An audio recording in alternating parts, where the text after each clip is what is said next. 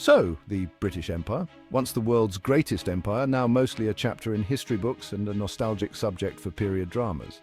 But what did this empire, which spanned across continents, really leave behind? Railways and cricket? Sure, but it also left a cultural mess that we're still trying to untangle. Today, let's talk about how the British Empire civilized the world by systematically dismantling indigenous cultures wherever it went. Let's kick things off with India, a country known for its rich tapestry of languages, traditions, and religions.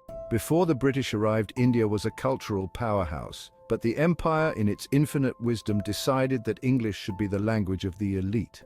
Forget about the thousands of native languages spoken by millions. What's a little linguistic genocide compared to the glory of Queen and country, right?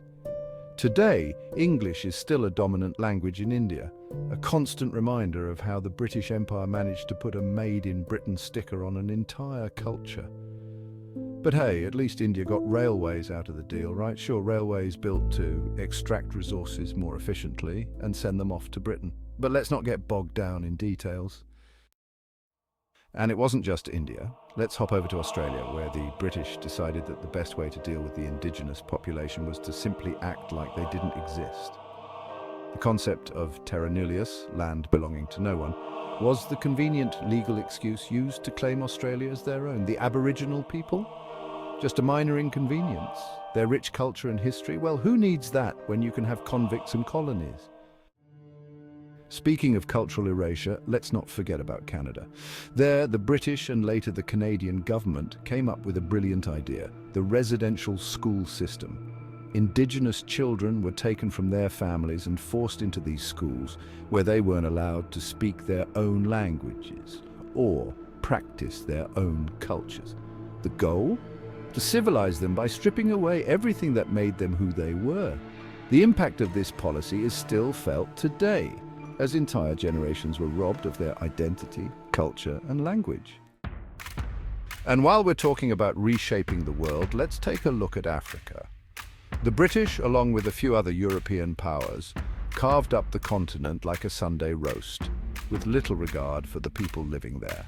Tribes and communities were split by borders drawn in European capitals, creating conflicts that would simmer for decades.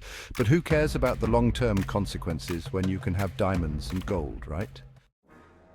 So what did Britain gain from all this? A legacy of colonial architecture, a few nice tea plantations, and a collection of stolen artifacts proudly displayed in British museums. But what did the colonized lose?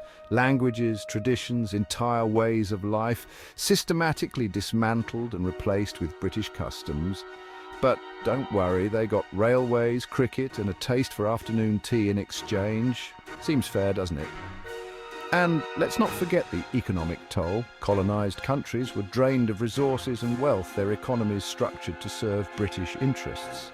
And when they finally gained independence, they were left to pick up the pieces of their shattered societies. But hey, at least they were civilized in the process, right? So the next time someone brings up the good that the British Empire did, remember, for every railway track laid, a culture was derailed.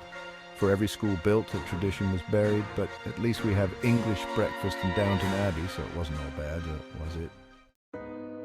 What do you think? Should we keep romanticizing the British Empire, or is it time to face the uncomfortable truth about what it really left behind? Let us know in the comments below, and if you're curious about more hidden histories like this, hit that subscribe button. We post new videos every weekend, digging into the stories you didn't learn in school. Thanks for watching, and we'll see you in the next one.